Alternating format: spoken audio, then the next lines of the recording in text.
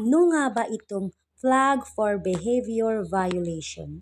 Ating pag-usapan ito guys, base sa aking experience dahil nga nagkaroon ako nito. Sabi ng iba, 30 days or 90 days pa daw mawawala itong klaseng violation. Dahil ito ay pinakamatinding violation na magkakaroon ka nga. Dahil matitigil ang kitaan mo sa stars, sa reels at saka sa in-stream ads. Lahat yan madedemonetize. Matitigil ang kitaan mo dito guys.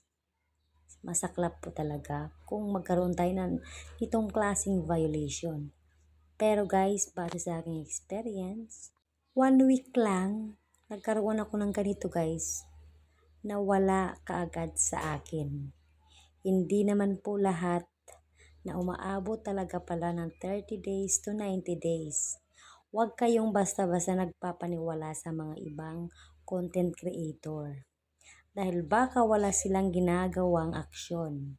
Ang kailangan mo lang gawin ay gumawa ka ng aksyon kaagad guys. Huwag mong paabutin ng matagal ang violation sa account mo.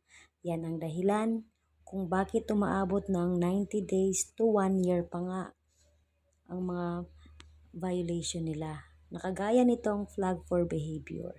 Ang dapat mong gawin, unang-una, burahin mo ang mga videos na kaka-upload mo lang. At yung mga videos na in-upload mo nung nakaraang linggo. Lahat yun burahin mo at huwag kang manghinayang.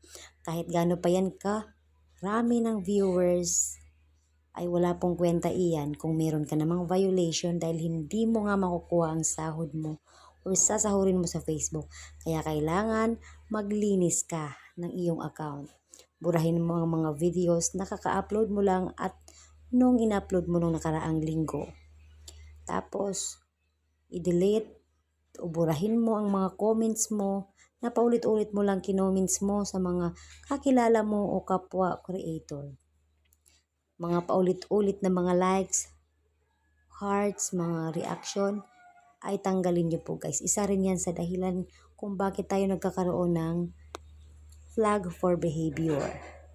Ang pag-share din ng ating mga sariling video sa mga groups, Facebook groups ay iwasan po.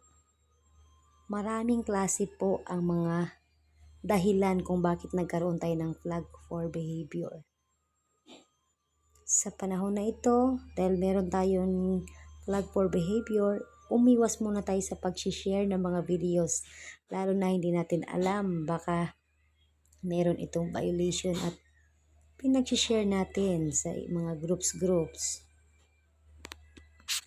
Kailangan mo lang talagang burahin lahat ng mga videos na sa palagay mo ay mayroon ng violation. Maglinis ka ng iyong account bago ka mag-send ng request, appeal sa Facebook. Yan lamang ang aking may papayo guys. Base lang po ito sa aking experience. Nasa iyo pa rin yan kung susundin mo ang mga sinasabi.